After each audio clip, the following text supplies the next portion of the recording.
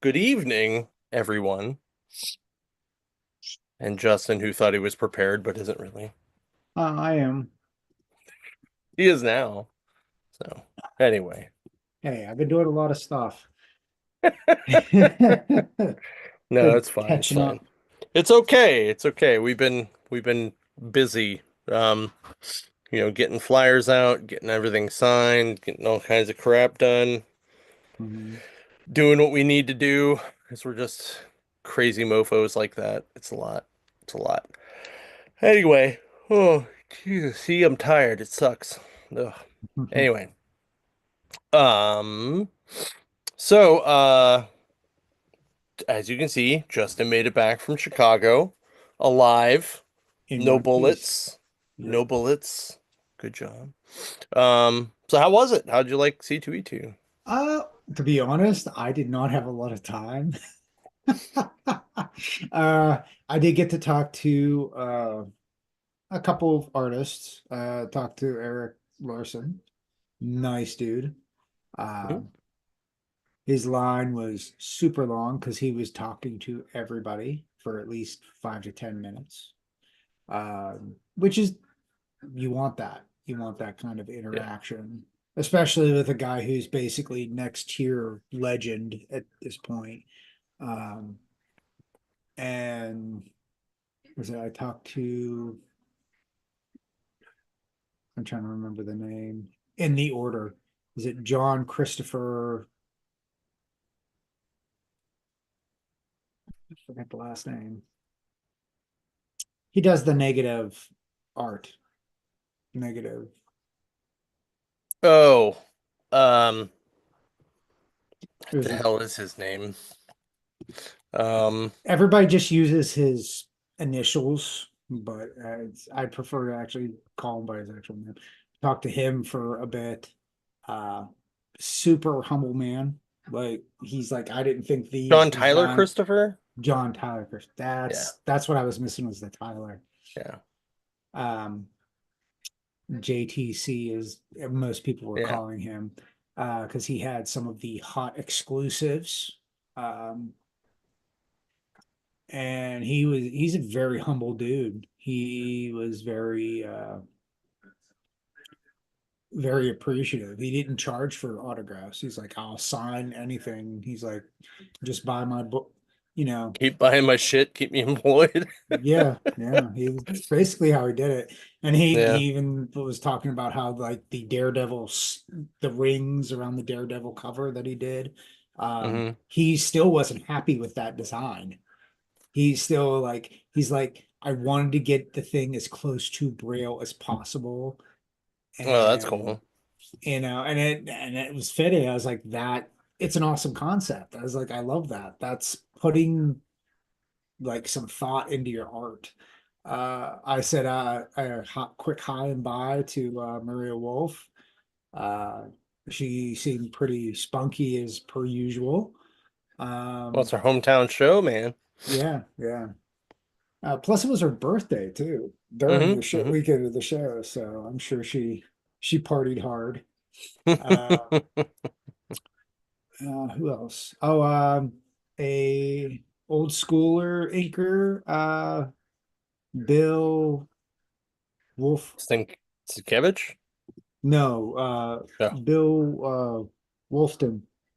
Hmm. Wolf, and I got a print of Wolverine and Lobo facing off. He Nice. did. He was there with his wife, who was also a major. I think she colored, if I'm not Hmm. mistaken. Uh, and he's interested in doing our show possibly next year. So Cool. that's cool. Very cool. Um, then what?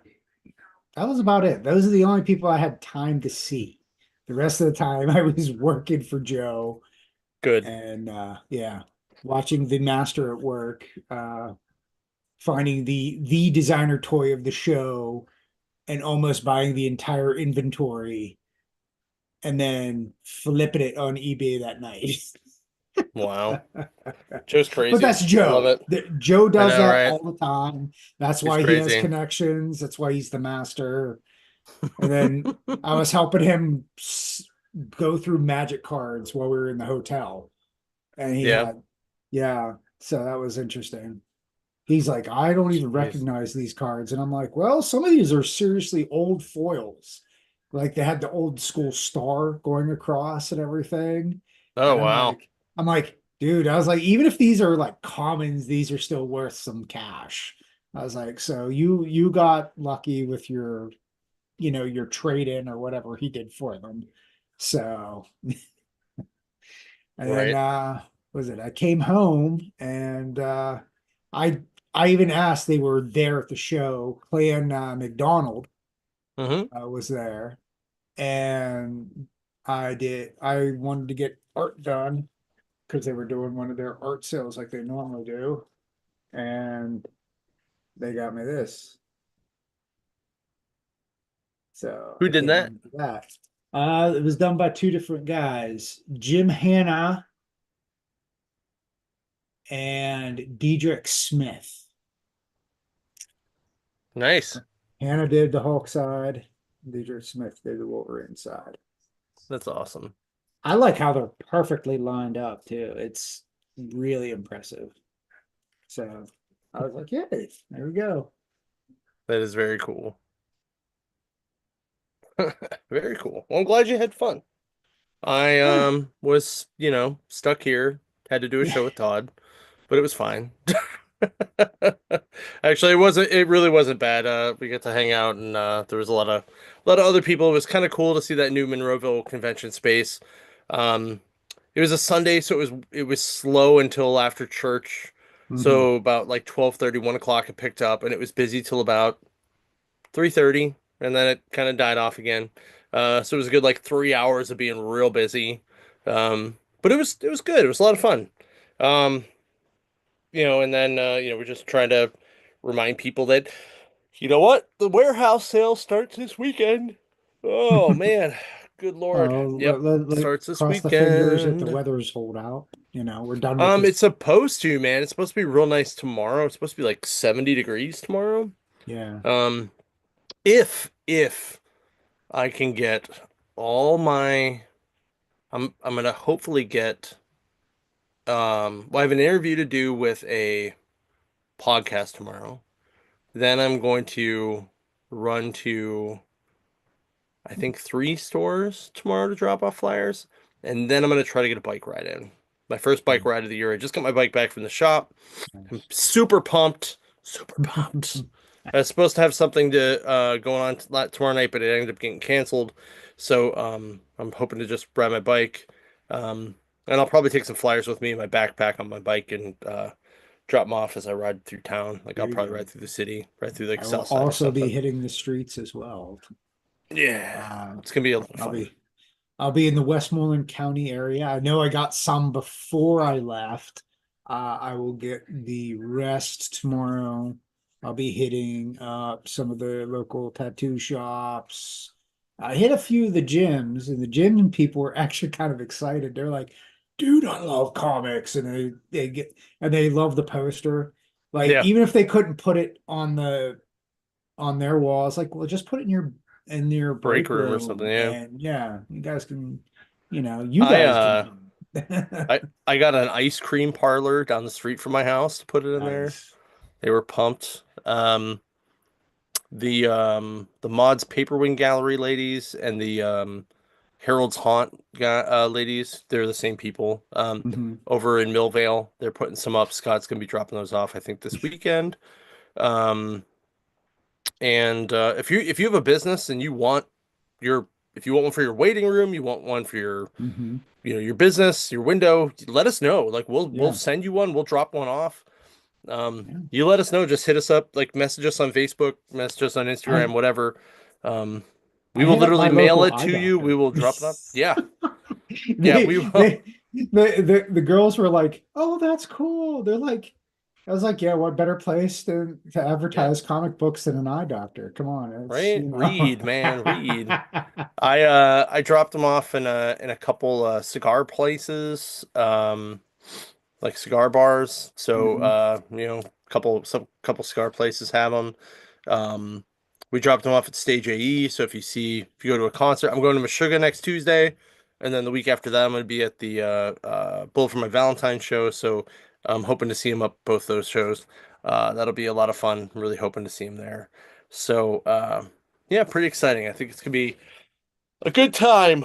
Um, just so you guys know, I also updated the web page today, the website, I should say.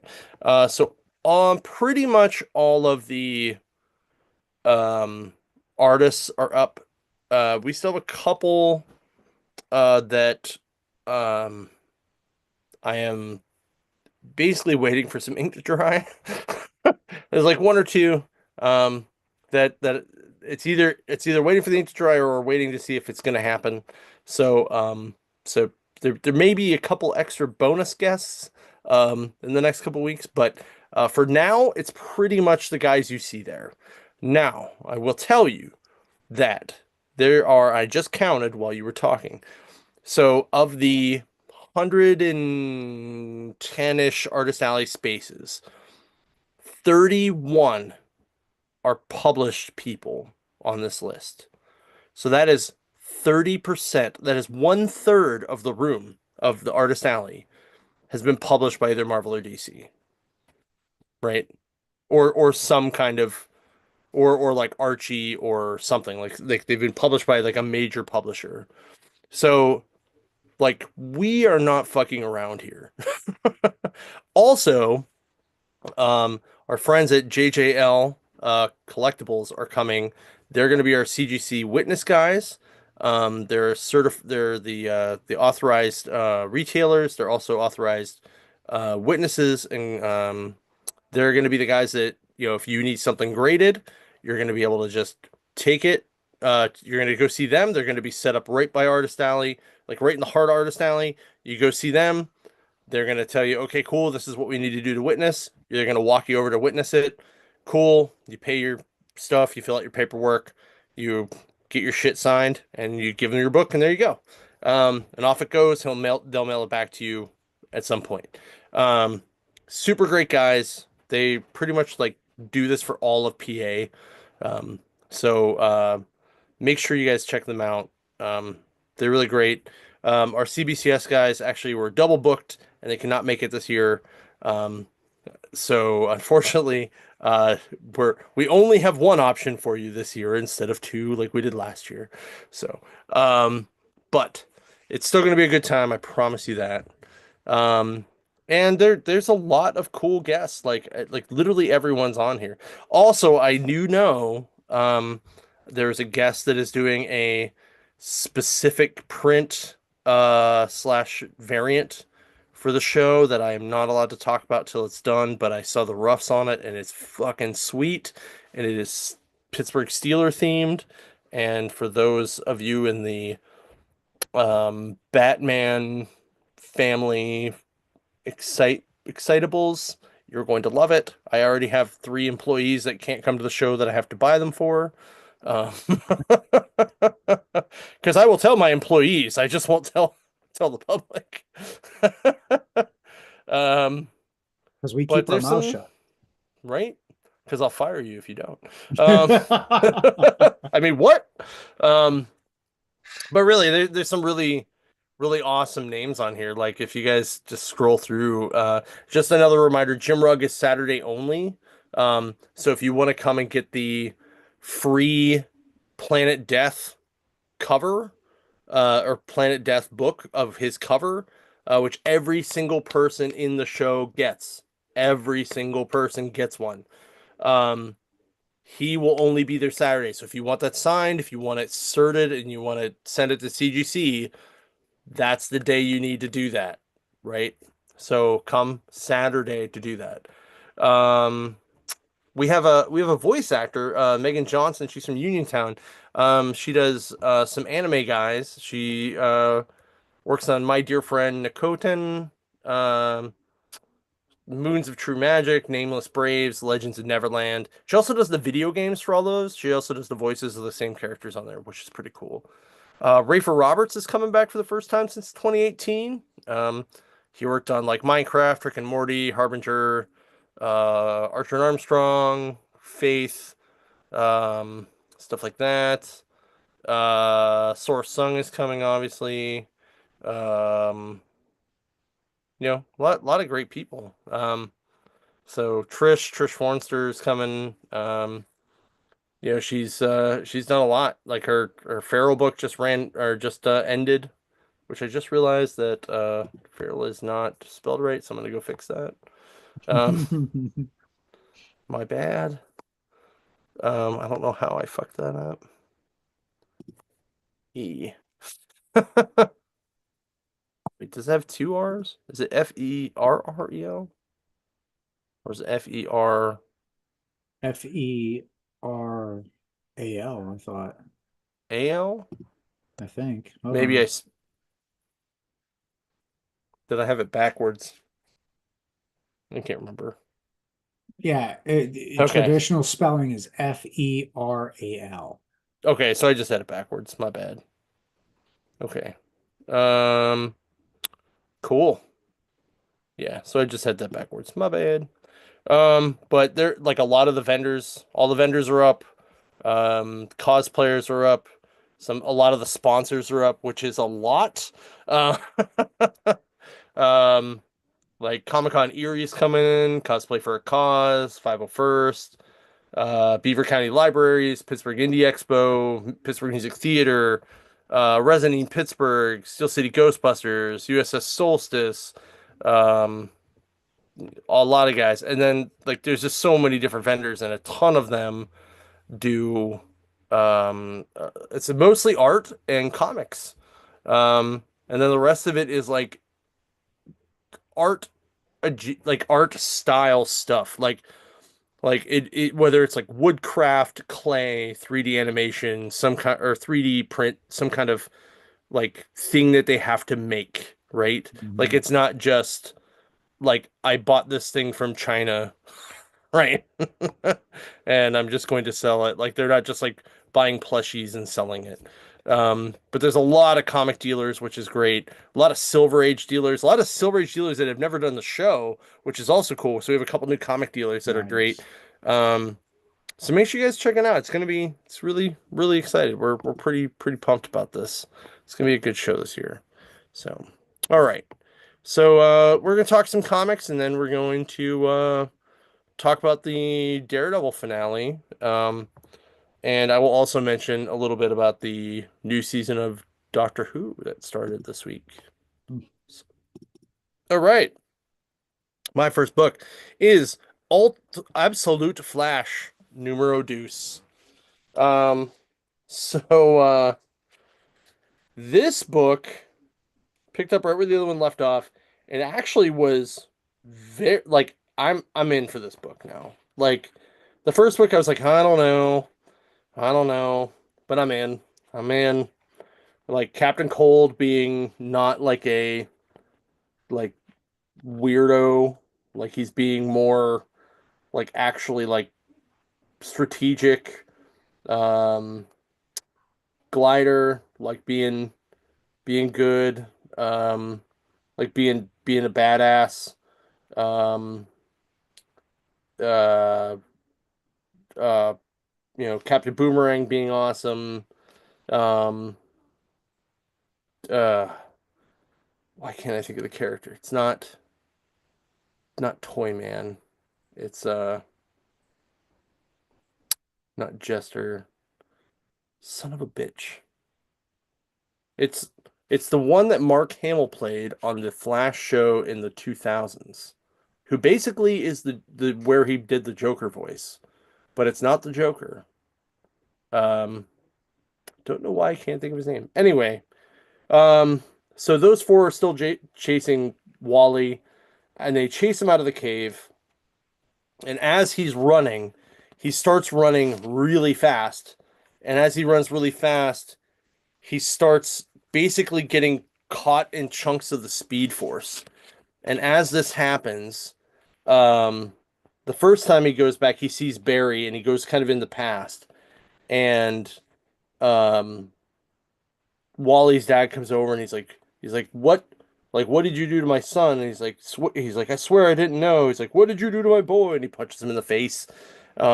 And they start kind of having a fight, and then Wally kind of is like there, kind of like an electricity, and he's like, "It's okay, son. It's gonna be okay." And he kind of like disappears. Um, but he like electrocutes Barry at the same time, so he kind of kills Barry. So he finds out how Barry died, right? Um, so then, um, so he's running from these guys again. Glider almost catches him, um, and he goes, you know, he starts running again. He starts seeing his childhood and reliving it, and then he goes into the future and he sees two different futures, one where he's a hero and one where it's like an apocalypse where he's a villain and he doesn't know what's going on. Um, and then he's like laying there and they're like Cold's like, all right, I've had enough of this freak show, let him out. And Boomerang goes, you sure you want to do this? And he goes, no, but we don't really have any choice. Get Grodd. And Grodd comes out, and Grodd's the little monkey with he's like literally a little green monkey with a brain, and Hmm? he's just like eek. So I'm like, what the fuck? Like that's Grodd, um, but I really like, oh, Trickster. That's who that is. It's Trickster. Um, but I really like it. Like I really thought this book was very good. Um, I'm very interested to see where it's going. I yeah, I'm like this is a Lemire hit for me. Um, like he is 50-50 for me. Sometimes he is not. But so far this book is very good. I really like the art. I think it's doing good things for it. It flows with it. So I'm giving this book mm, oh, I'm gonna give it an 11 out of 12 because I want more. Is that bad? Because I want more, and that's why. So, I'm assuming there's going to be more than two issues, so you're going to well, get yeah, but it's that much of a cliffhanger that I want more. I want more now. So, dude. but Keep those claws in. Good Lord. Speaking of claws, Ultimate Wolverine #4. This is by far going to be the shortest review. Um, Basically, the majority of this book, we see a wolf and a polar bear just battle. Um, and that's like half the book is they're just tearing each other apart. Now, as they're doing this, you're seeing a lot of dialogue. There's a lot of dialogue bubbles, um, a lot of screaming, a lot of "oh my God" type things in the bubbles. Um, and you realize the wolf is, of course, representing Wolverine. Um, Now, halfway through the book, you realize it was in his mind that he's battling this polar bear. uh, you see the lab that he's in, just bodies everywhere, like just total chaos, usual Wolverine rage stuff. The doctor calmed him down enough that they put restraints on him. Um, and she's telling him, she's like, there's something that hit his mind, which we know it was Kitty triggering something in his head when he went to go find them. Um, and she and the guards take him to what looks like a version, this world's version of Cerebro. hmm. And we find out at the end of the book that we see uh, this world's version of Jean Grey, kind of like very Christ-like hanging like this. Um, you see a brain, and they say that this is Xavier's brain. And apparently Magneto's in there too somewhere. I didn't see him, but there's like a big dialogue page at the very end of the book, um, just saying like what these three were, and how everything ended up. So we got to see what the fates of Jean Grey, Xavier, and Magneto. Um, so it was kind of one of those. It's setting up for the rest of this series. Um, Not the most, you know, well, it's a revealing book, but it's not. You because all you saw was about half the book of a polar bear and a wolf just tearing into each other. Um, so because of that, I'm gonna have to give it like a 6 out of 12. Not because the book was bad per se, but you can't have half the book just be a polar bear and a wolf fighting with with like very little context until the other half of the book you're like, oh, this is what's going on in his mind. Okay, what you could have did that in 2 pages instead of half the book. Um, Although, like I said, it's cool. You got the reveal of all the majority of the X-Men, pretty much of what's going on with them and what happened to them. So that's cool. So I guess we have to wait until number 5 to find out what's going to continue from this point on. Hmm. So I think I'm gonna buy this when it comes out in trade, just because I feel like the story is something I want to read, but I don't necessarily want to wait to read month to month on it. So, yeah, I can kind of feel that end, but the art itself is just beautiful to have. well, Like, yeah, I mean, it definitely is like and that. some of the variant covers, I got the kind of like the white space variant cover Hmm. where it looks like he's in the snow and he's not quite as articulated. Yeah. I love that. The cover is beautiful. It actually kind of matches the ultimate stripe going up the side of the book. Oh, So cool. yeah, so that's why I grabbed that. I was like, oh, that's a cool variant. And it's Hmm. not the Daniel Warren Johnson variant that everybody and their brother was knocking over for Wolverine number 8. I mean, that was a really good variant, though. So, Mm-hmm. yeah. It is. So, all right. My next book is Redcoat 11. This book was super freaking good. So, this book takes place, it starts out in the Civil War, July 16th, 1864, in Virginia.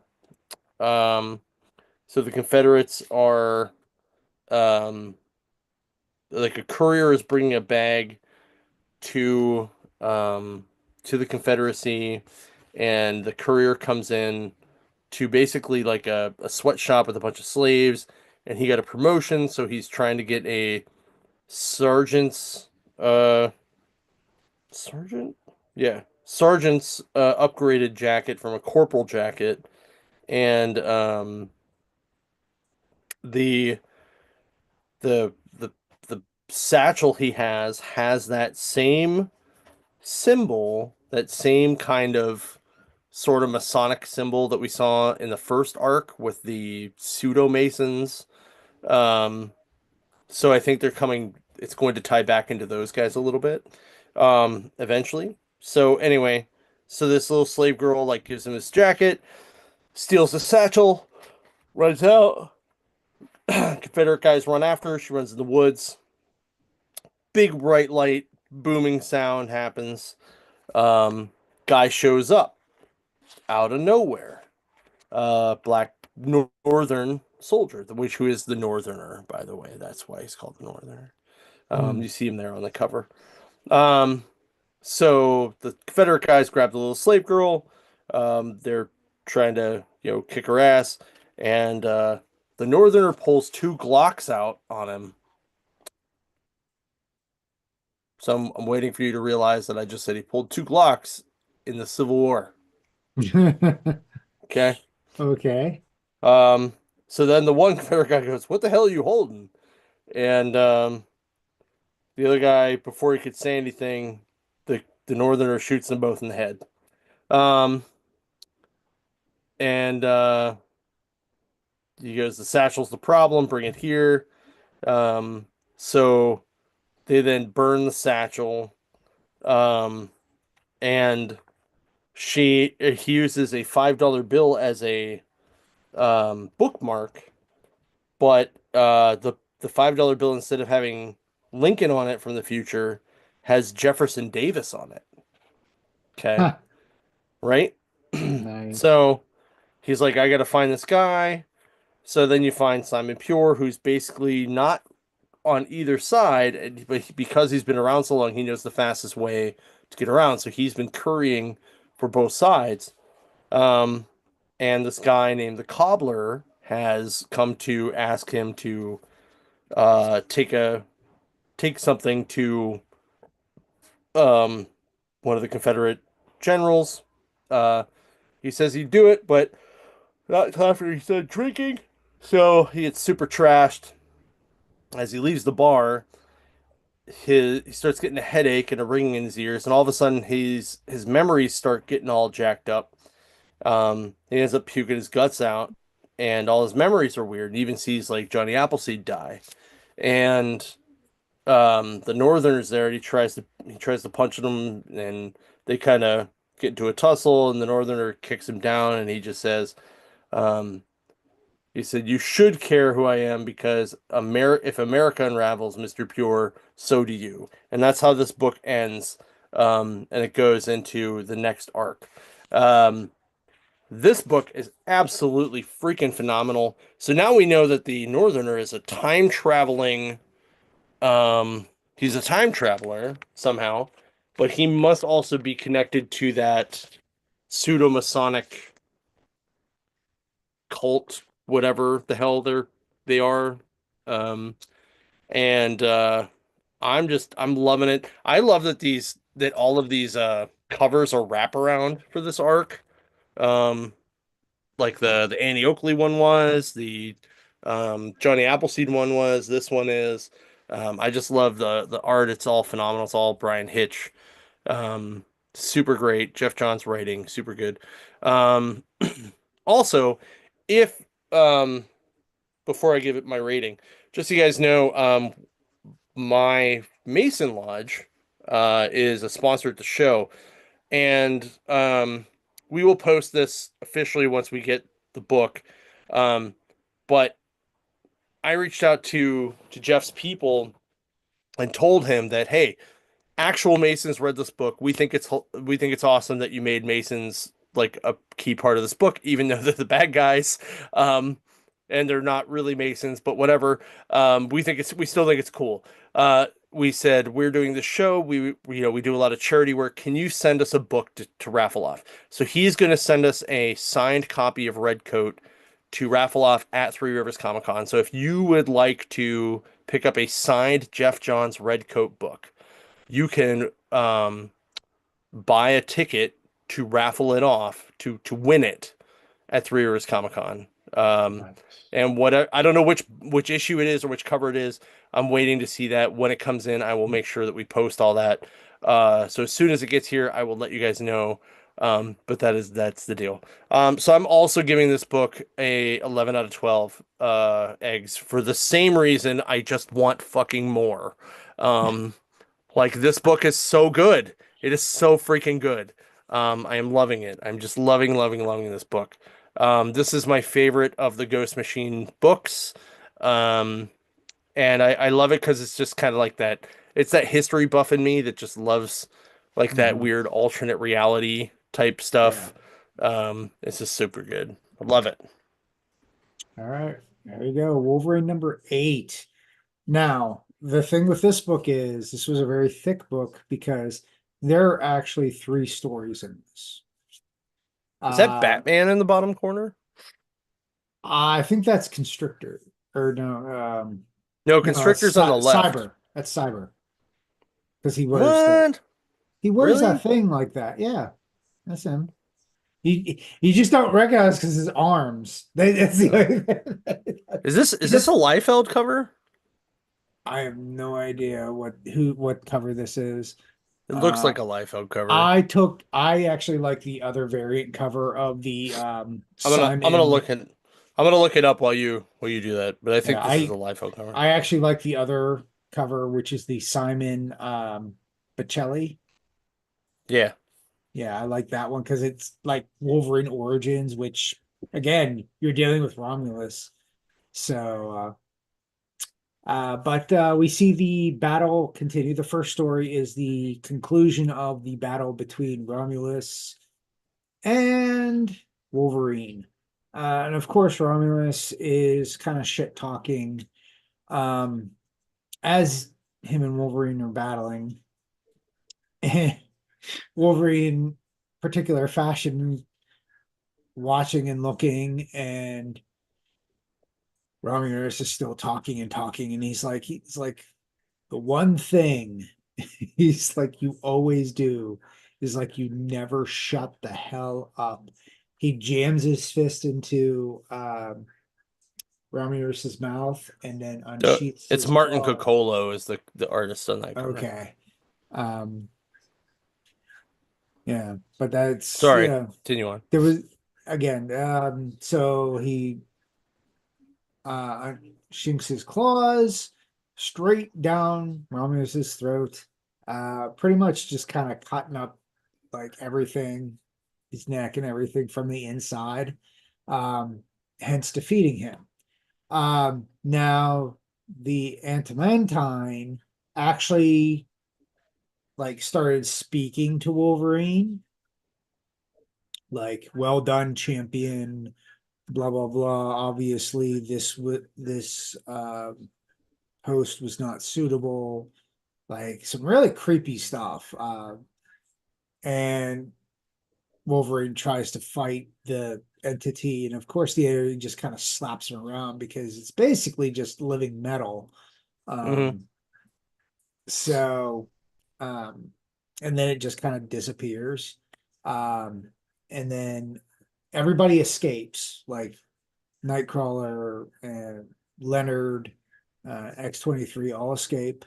Um, all the Antimantine zombified enemies are now back to normal. Um, the authorities took everybody in. That was the end of the first story. The second story is Wolverine, um, like tracking and hunting inside a building as he's slicing through walls and everything. We don't know what he's doing until he runs in, and here is Arcade, goading Wolverine, saying, "Hey," he's like, "I found something of yours." And apparently, he is holding a bunch of hostages of civilians and Leonard, torturing him and trying to ignite the Wendigo rage so he will feast on the people. Um, as Wolverine's trying to find him, Wolverine is gone through all these various arcade made rooms because that's what arcade does. And it's various things from his past, the Weapon X lab, um, the log cabin with Silver Fox, stuff like that. And he just of avoiding them, slicing through them, the whole 9 yards. Finally reaches Leonard, um, but Leonard was tortured so much to the brink that he starts kind of wailing on Logan, beating on him. Um, and just as Leonard was going to start hurting the civilians, Wolverine was like, "Kid, don't do this. You're better than this." Um, and Leonard once again fights against the Wendigo Rage, um, and shoots up and is going after Arcade. Arcade, meanwhile, drops down a trap for Wolverine. It's like this bubble encased in adamantium, and it starts spewing acid. So its acid is slowly eating at Wolverine, as uh, Leonard bites into Arcade. You literally see him like digging into him. And he's like, "Are you gonna finish me off, or are you gonna save your buddy there because he's going to, get eaten away?" So Leonard jumps down, punches into the encasement, um, which was weakened by Wolverine's scratching and clawing, um, and then shields Wolverine from the acid as it spills everywhere, and he technically dies. What ends up happening is because he fought through the curse, he actually Leonard. We get to meet the real Leonard, who appears from like the skin hide of the uh, Wendigo. So we actually see someone actually beat the curse of the Wendigo in the books. Um, so that was kind of interesting. That was a cool little thing. Then Wolverine takes him back to his mom. He does like a happy little family gathering dinner, because they were celebrating and all that kind of stuff. And Wolverine's kind of thinking about his mom a little bit and his family, how he never feels comfortable in that kind of setting because, of his family situation. Um, but before he goes, Leonard's like, "I will let you know if anything starts coming back with the Wendigo." He gives like him and Wolverine have a nice little hug out, which is like very nice because you don't see that very often in Wolverine books. So that you think that's the end. He's sitting there in a hotel room drinking because it's Wolverine. You hear a knock at his door. He goes to it, and there's a letter laying on the ground. Wolverine tries to sniff and figure out what's going on. Turns out the letter is from his mother, which is okay, interesting. I think this is for the next issue. They're going to make it. Um, but it's definitely different because we've never heard of his mother still being alive. Um, so, um, because he sniffed the letter and it smells like his mother, and she describes situations from Origin, um, that no one knows other than us who read his books, like his personal stuff. Um, so that is the end of that story. And then the final story is the Daniel Warren Johnson story with the Logan as a battling samurai. The art is beautiful in this. There's not a lot, like too much dialogue in this. It's just very fast paced. Uh, just Wolverine as a samurai taking out these bad guys, this feudal lord that was a greedy piece of garbage. Um, and just beautiful artwork by Daniel Ward Johnson. That's why that cover variant is so coveted. It's awesome artwork. Um, and that is the end of the book. So you get three separate stories in this. I'm going to give this a full 12 out of 12 just because you got a lot of content. You got a lot of different art styles. You got the ending of one story, beginning of another, and a nice little uh, mini adventure thrown in there for shits and giggles.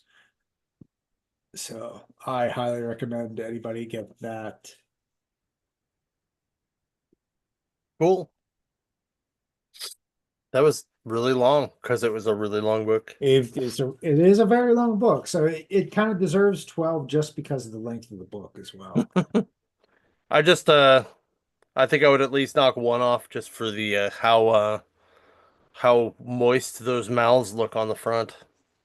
So I'm like, how fucking I did moist does not your like mouth this have to be? cover, to be fair. No, This I like very the kept Andy my Kubrick attention. cover though. The Andy Kubrick cover looked good. They like where he's in the yellow suit and he's doing like the that kind of a I didn't stance. see it. We must have not gotten that one because they did not have that one. Which one did you get?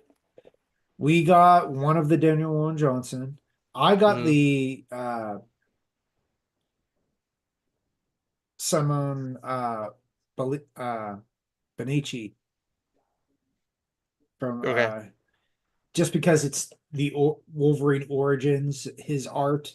I love his Mm, art. He always does a very good Wolverine. And it looked exactly something that would have been in the origin cover. So cool. I snagged that. Cool, cool. All right. My last book, X Factor 9. This is the penultimate book of this arc of the series, actually. Um, and this covers a tease because Archangel's only in the very end of the book.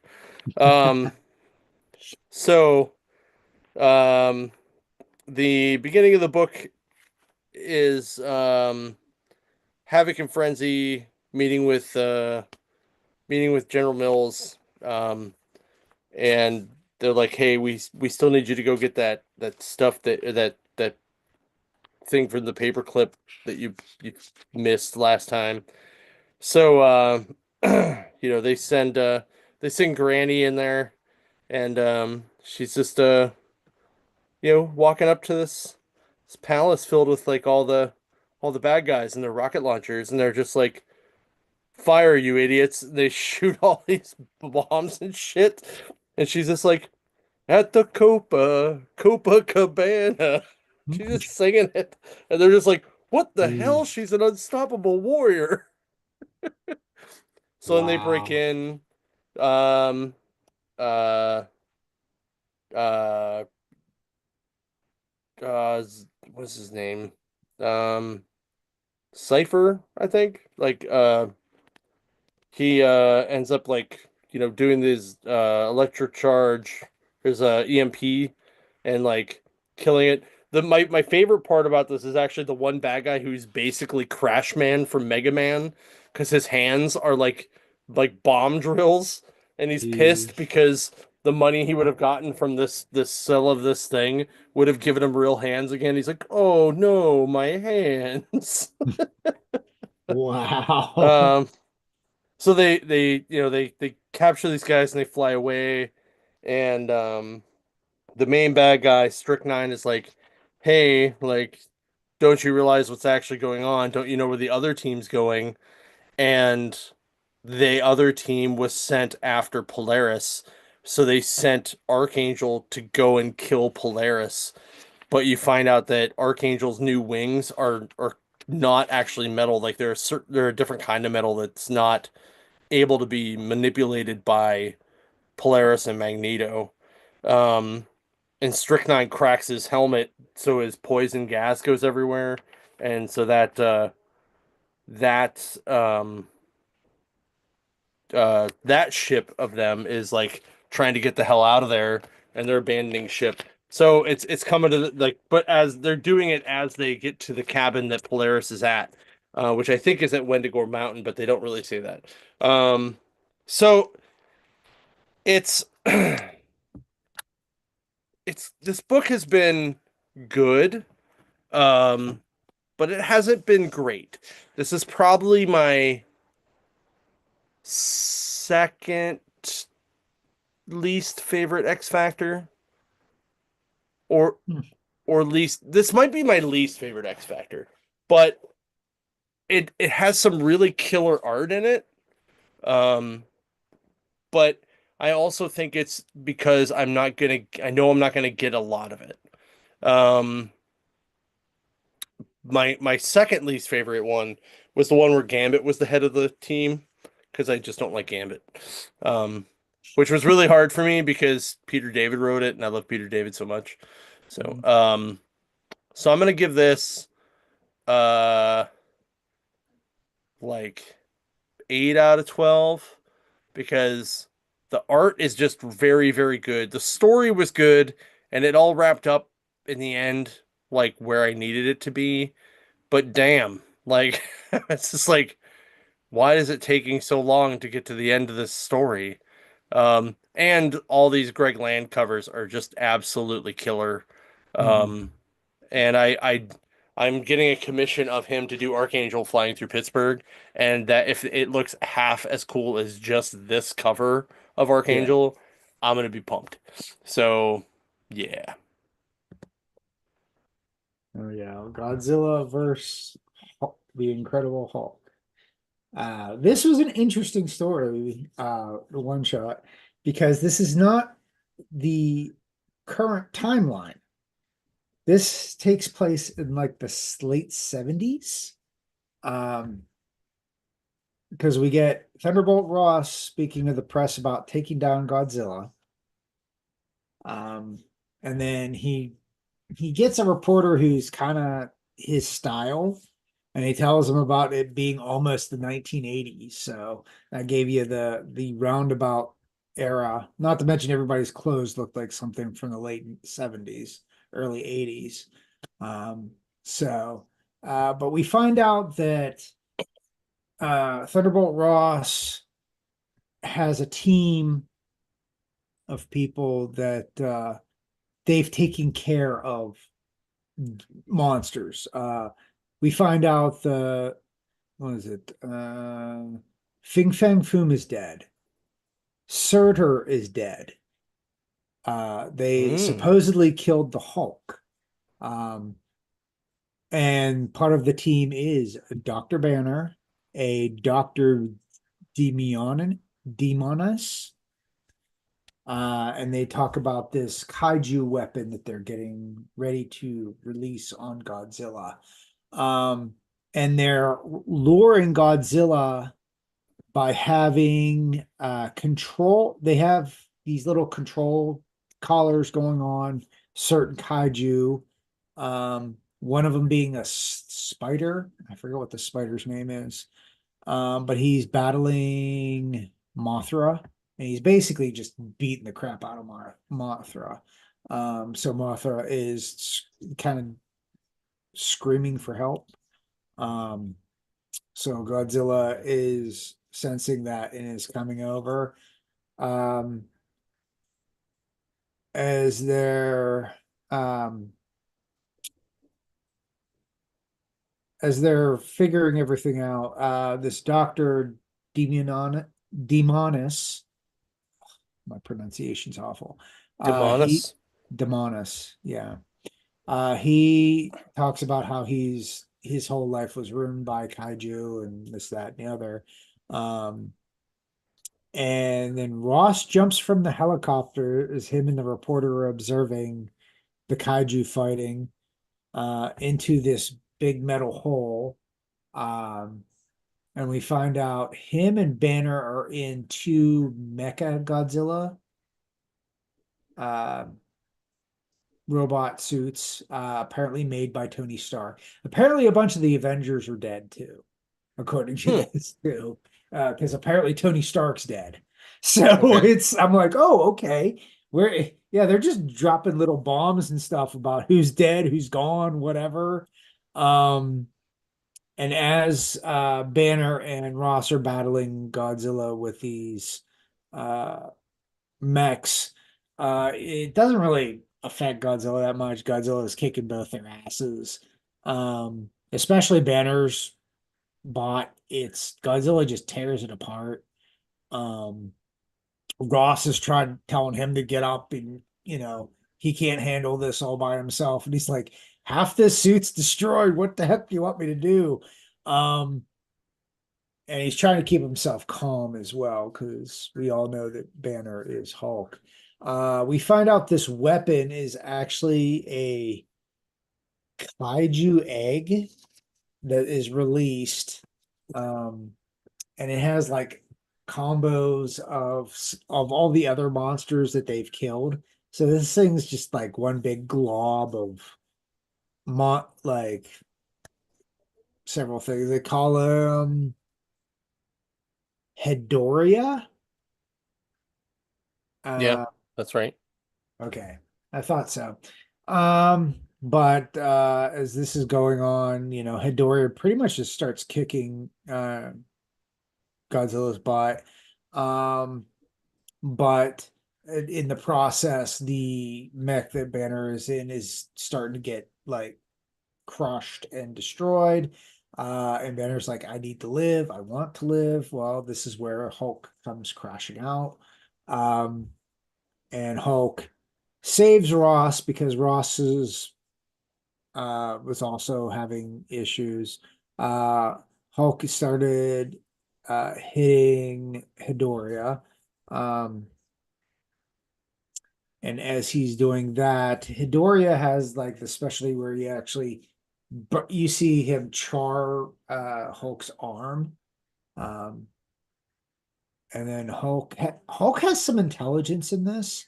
We found out he's doing a lot. He actually talks. He still talks in third person, but he Hmm. talks better than most of the times we see the Hulk. Um, but we find out that the person they thought was Hulk was Rick, and they killed him. So you find out like this is a very awful universe, it seems like. Um, but Godzilla is like laying on the ground, unconscious, apparently dead. Hulk takes down a electrical tower, uses it to um, get Godzilla's heart going again, and then uh, Hulk's bleeding, so he gives some of Hulk blood to Godzilla. So then we get an even larger Godzilla, gianter, greener Godzilla. So we get a Hulkzilla. Um, and Hulkzilla just beats the tar out of Hedorah. Um, then they rescue, they free the giant spider, they free Mothra. Um, the gamma wears off on both of them. You see Banner like with his arm burnt and everything. Ross is about to shoot Banner, and Godzilla turns around and stares down uh, Thunderbolt Ross. And Ross is like, "What is that about?" And he's like, "Monsters protect monsters, Ross." And then Godzilla goes on his happy way. Uh, this is a very entertaining book. It's a little depressing on how many dead people we find out in this book, but it was kind of fun. Very, Godzilla smash, Hulk smash, Hmm. the whole 9 yards. Oh, the Doctor Demonis gets killed, by the way, during the whole ruckus battle between Good. Hulkzilla and yeah, so he goes bye-bye. He's dead. Um, I will give this a 10 out of 12 just because um, I liked it. Um, I liked it, period. It was fun. It wasn't the best thing ever, but as far as some of these Godzilla books that they've been putting out, this has got to be one of the better ones that are kind of short, sweet, to the point, one shot. So That's that's pretty fair, I guess. So yeah. Uh yeah, yeah. Um Speaking of Godzilla, if you guys didn't see it, there it is. there you go. There it is. There you go. It's awesome. You guys should be seeing it like at Everywhere. Sheets. Yeah, Everywhere. we're stopping at all of our local Sheets and posting it on the community board. So if I you have have a community signed board, 10 of these so far. I got Todd to sign 2 of them. I have not signed any of them yet. Only the postcard size ones though, Not the actual not the posters. full, not the posters. Yeah, yeah. So, Oh, someone bring um, the poster. I'll sign the poster too. but when we do, well, when we get to the con, we're gonna get um I at least want a one signed by Nate, Stacy, Wayne, me, you, Scott, and Todd, like all of us. So, Should we take it to CGC and get it graded? can you get Do they grade posters? posters? I was gonna say, do they grade No, posters? I I don't think that know. I've heard they started doing that actually, as I don't far as know. I know. They do JSA stuff, so I don't know. I don't know. I'll look that up while we start talking That'd about be kind of interesting. Daredevil. I'm kind of curious now. Yeah. Does JSA or CPC bring But posters? Um,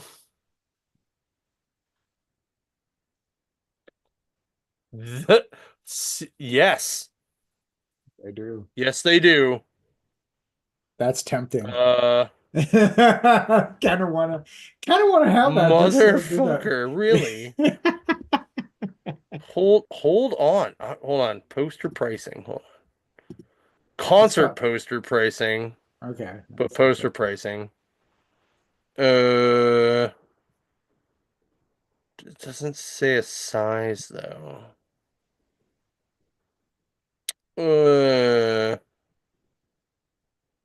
10%, blah blah blah. Could ask Basically, Cody. it's like $50. Well, that's not bad. No. That's not bad. Handbills and postcards, $40. Hmm. Hmm. I'll have to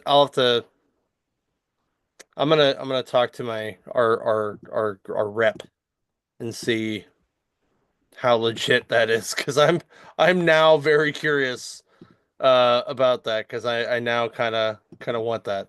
So anyway, all right, let's talk about Daredevil real quick. Okay. Um, well, actually, let me talk about Doctor Who real quick because it was very quick because I didn't even realize it was on. Like they didn't even talk about that it was coming on. I got an email that was like, "Hey, Doctor Who's on," and I was like, "What?" So I like turned it on. Um, the first episode was pretty good. There's a new companion just when I was getting ready or getting used to Ruby. But the first episode was very good. It felt a little more Moffat-y. For those of you who've watched Doctor Who for a long time, you'll get that. Um, but it is very good. Um, it was a lot of fun. There were a lot of big robots. Um, it definitely was timey-wimey weirdness, and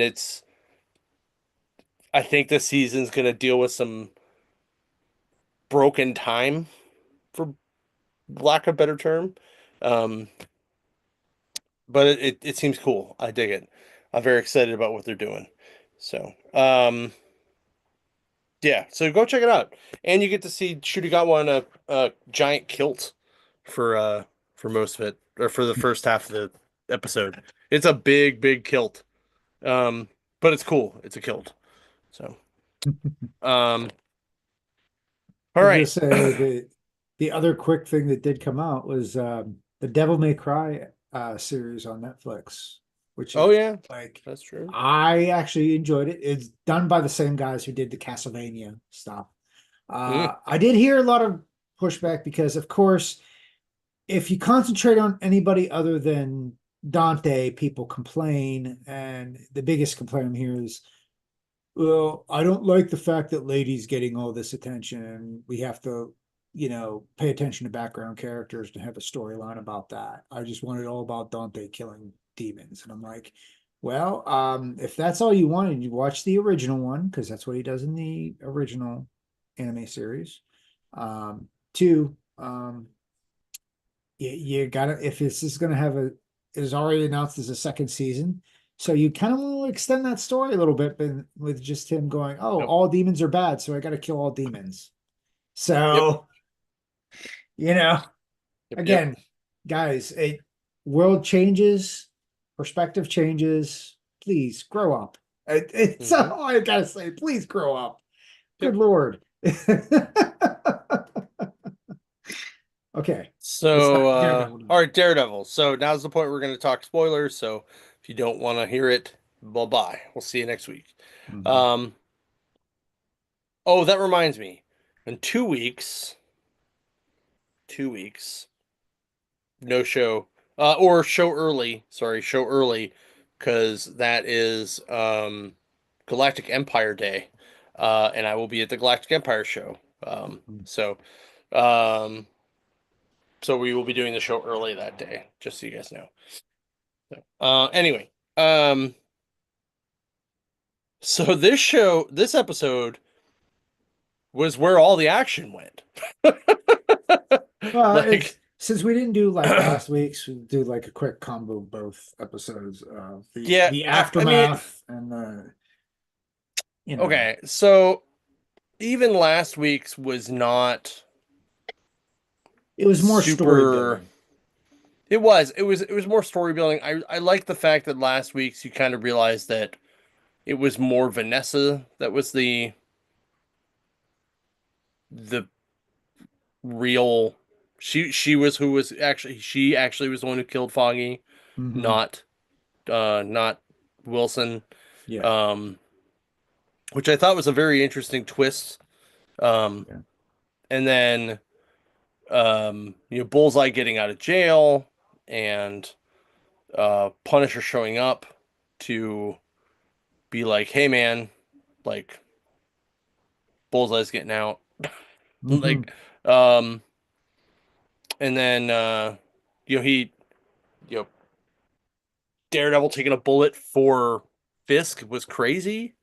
Hmm. Um but Fisk like like like that whole episode beforehand was kind of like the straw that breaks the camel's back, right? It's everything that need the biggest catalyst for Yeah. everything that needs to happen, right? Hmm. And then it goes into the because the main thing that happens is that assassination attempt, right? Hmm. And then it goes right into this episode, this last episode. So Bullseye is now on the run, right? Yes.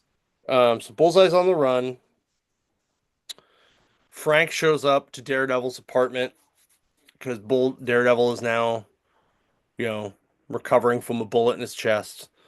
Um, the Kingpin has turned the cops into a vigilante task force Yeah. and basically said, "Go fucking kill these guys. I don't care." Yeah. Um, and Full has the dictatorship. Yeah. the scene where he like just literally crushes the commissioner's head and just breaks his skull apart was just amazing.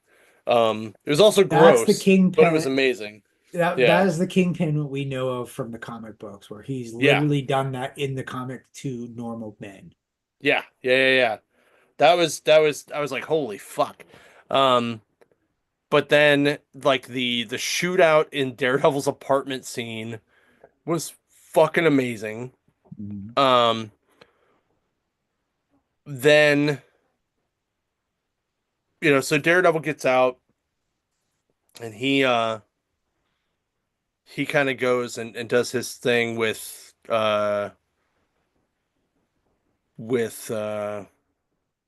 Karen. Karen comes back. Mhm.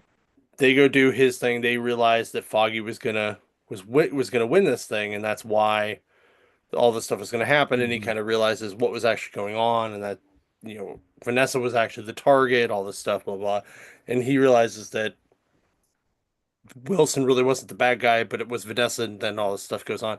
But there's a really crazy moment with where they capture Frank because Frank basically walks into this place and he's just like, "Fuck this! I'm gonna kill everybody," Yeah. and he just walks in and he's killing corrupt cops. So, um, so the commentary here is firstly that Frank does not kill good cops. No. Okay, like He even doesn't e- kill good people, period. yeah, he doesn't kill good people. Period. Yeah. Right. And these guys are all like they literally tie him to a chair. They all have like his skull painted on their chest, and Yeah. they're like, "We worship you. We want to work with you. We want you to lead us." And he's like, "You don't understand me at all. Hmm. Like you don't get it at all. Like you guys are all sick. You don't understand." The commentary of that of how the Punisher symbol was kind of taken out of context of what the character actually meant Hmm. and did as a vigilante, but he was a vigilante that had respect for the good and the law abiding and the actual men and women who really did serve and do their right job, right? Hmm. Like that part was so well written in this episode Yep. that then when they were like, "Oh, so you're not going to help us? Fuck you," and they just start beating the shit out of him, Hmm. was such a political commentary on the last 5 years in America. Hmm. Not Yeah. maybe even more than that. Maybe even like 10 years. I would say past like I was 10 years. gonna say I was gonna say I started seeing the Punisher symbol on certain vehicles probably about 5 years ago.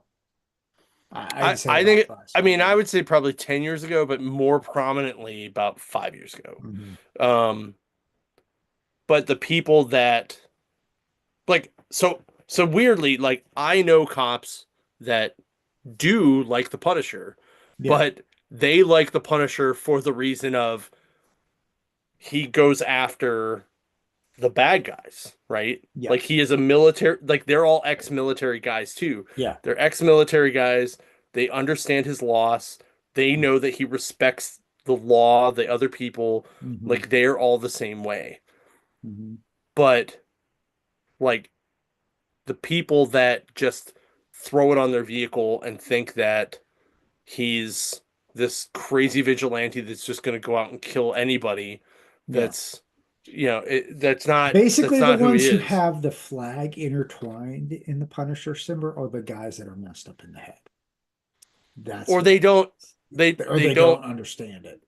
no, I would say a majority of the people that have that version of that do not understand it. Yeah. um However, I will not pigeonhole all of them together into that, because like there are some guys who would look at that and maybe go, "Oh, he was a Marine."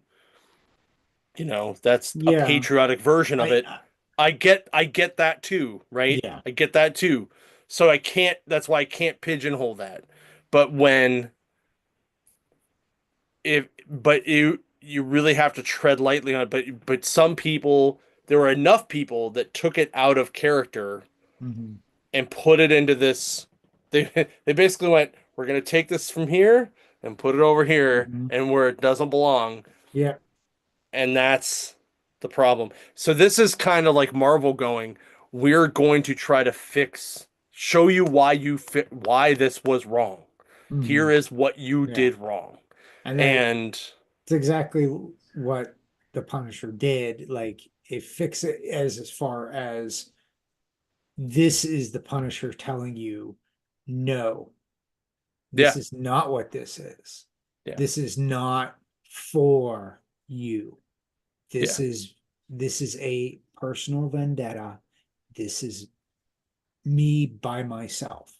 Hmm. This is not a cop thing. This isn't a military thing. This isn't an American thing.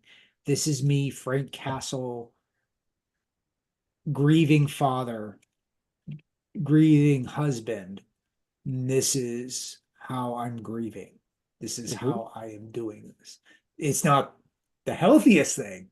This is by far not the healthiest thing to do. No, But no, for sure, for no, this no. character, that's what this is.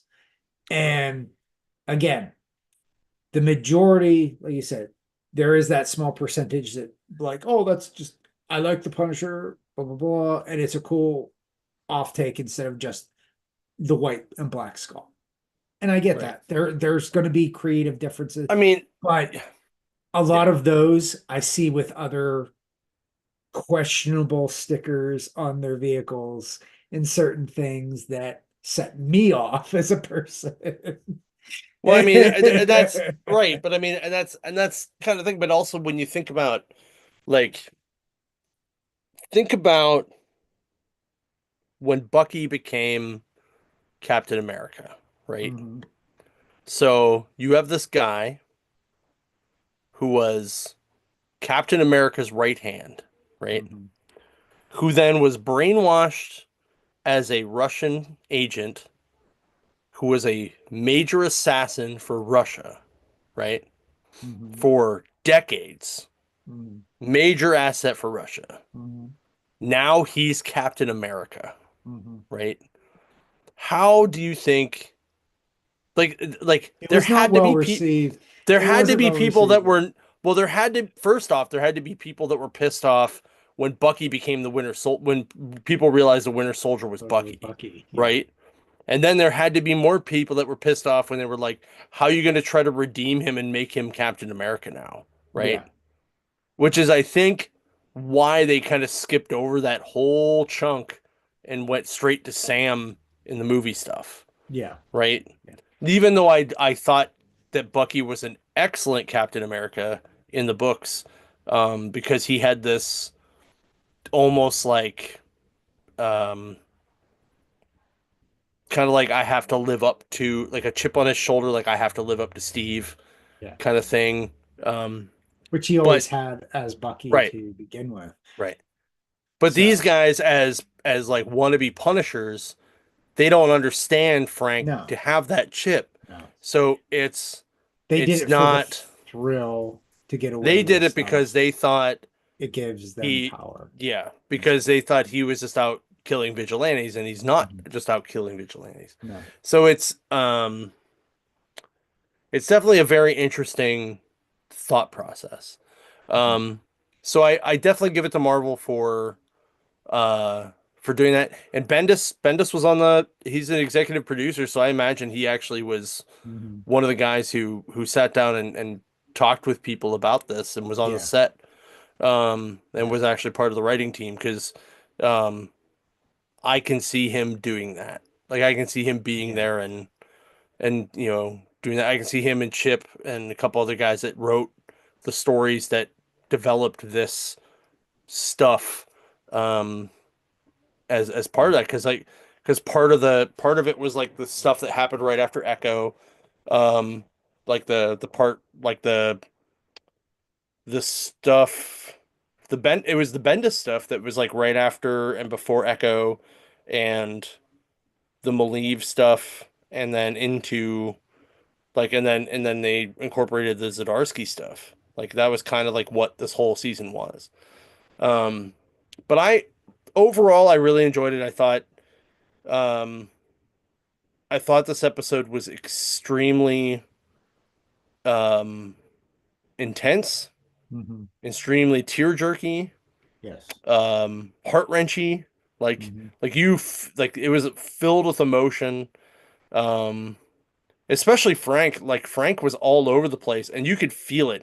And Barenthal, like he even says like he loves that character so much that he um like he really like he even rewrites the His script line. sometimes to Yeah. make it more him, Yeah. right?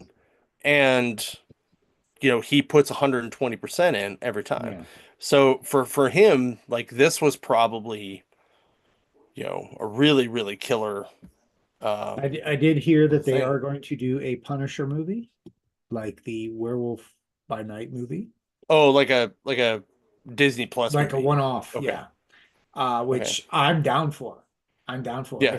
If it's something cool, or like I'm thinking maybe him traveling to Madripoor would be kind of a cool. I think they're gonna do Welcome Back Frank. Like actually Welcome Back Frank. Mm, Not the Thomas Jane movie version. yeah. But they did say that season two is the coming back of the black Daredevil suit, Cool. which is going to be complete opposite of Kingpin, who's now in his white outfit again, his Mhm. classic white outfit, which I'm totally down for. Um, Getting back that, especially since now he has New York under a dictatorship like reign. Um, Martial law. yep. Very, very again, cutting close to reality here than we would prefer to be. Um, so uh, it this was a very powerful series.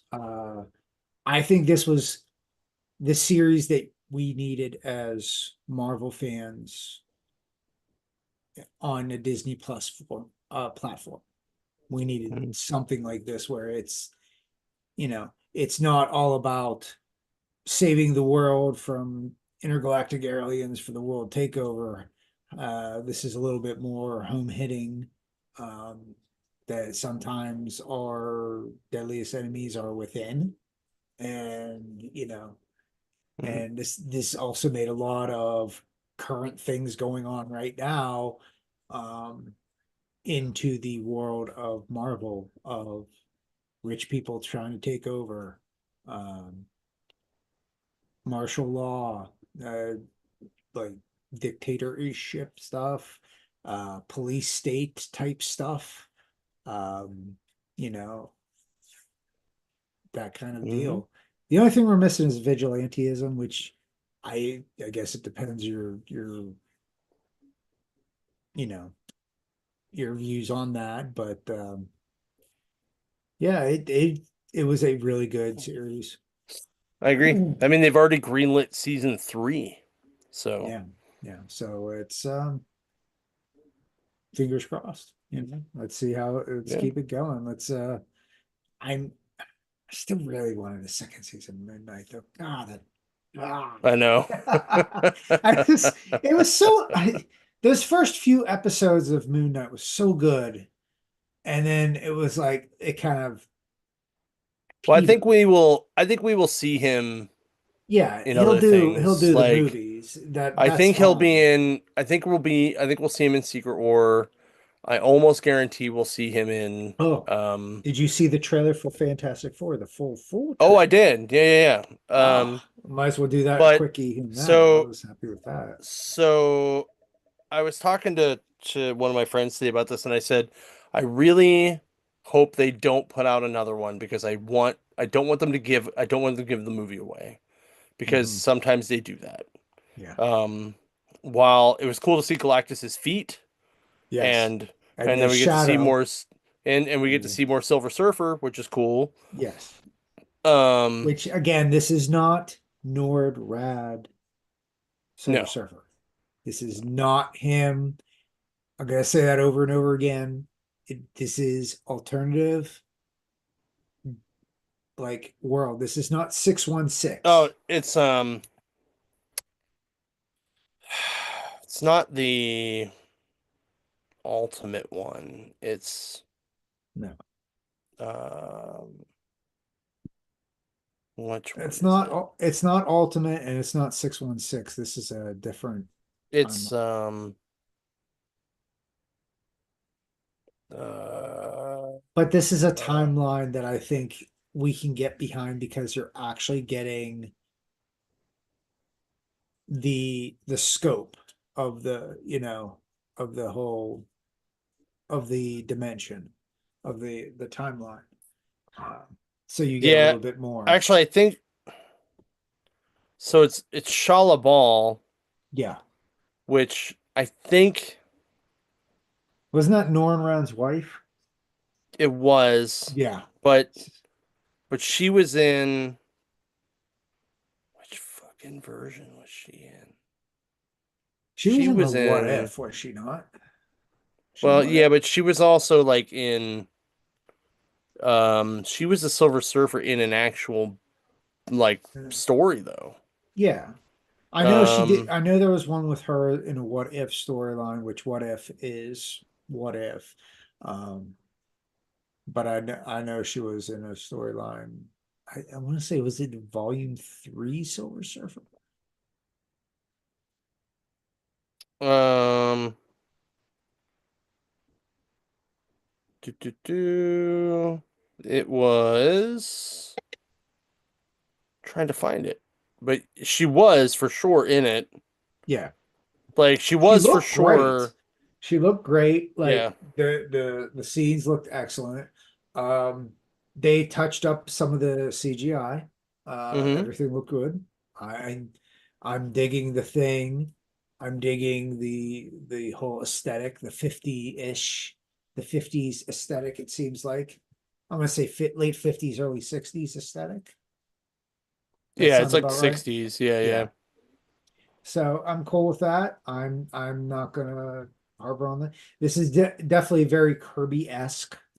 Um, so before all the angry boomer nerds start losing their minds, just remember, guys, this is, you know, alternative universe. So you're not going to get Norrin Rad Silver Surfer. Maybe we'll get him in one of the movies. We don't know. Oh, she was Uh, Silver Surfer in Earth X, Earth like the X. Earth X version. Yeah. Okay. All right. So, Was that it's not Fantastic Four X, the Earth X version, is it? no, it was just in Earth X. Yeah. Okay. Um, so the only thing that I actually thought was cool about the trailer was the pregnancy with Franklin. Yes. Okay. Now, here's my reason. So, for those of you who don't understand who Franklin is and how powerful Franklin is, Mm, this kid, first off, this kid is pretty much a god. yeah. Okay. Yeah. And the reason, one of the reasons that the multiverse in Marvel exists is because he would create pocket universes and throw them into his closet. Hmm. And his closet was basically the chasm of multiverse. So, uh, there's actually I think it was the end of Secret Wars, the last Secret Wars that Hickman did, where once all of the universes jammed back together because they annihilated the Ultimate Universe, there's a scene where he's literally creating pocket universes and then kicking them out into space, like to just go and be, um, to like kind of restart the multiverse again. Like, like, like that's how powerful this kid is, right? Like he's more powerful than literally anyone else. Um, so I think that's how we're going to get this Fantastic Four into the Doom universe or into that Doom movie with the other guys. I think it's going to be Franklin is going to be the key to that. So, so we'll get the Future Foundation version of the Fantastic Four, which then also means we might get Spider-Man, a different Spider-Man, who will be friends with Johnny Storm, which will be cool. Um, Nice. so, or for that, Franklin will literally, as a child in the womb, rip a hole in the universe, and they'll just go through that hole, and that's how they'll end up there. So, which could happen. Yeah. Totally. Yeah. Yeah. Possibly this could be a Miles Morales live action Spider-Man. I don't think it's going to go that far. I think we're going to, at a bare minimum, they're going to use him to unite the multiverse. I think they're going to use him as one of the ways to do that. Because I think, or that Doom War is basically going to be that Hickman Secret Wars storyline. Yeah. So, Which I'm because kind of I down think for. I kind of want to see that live I action. am kind of too.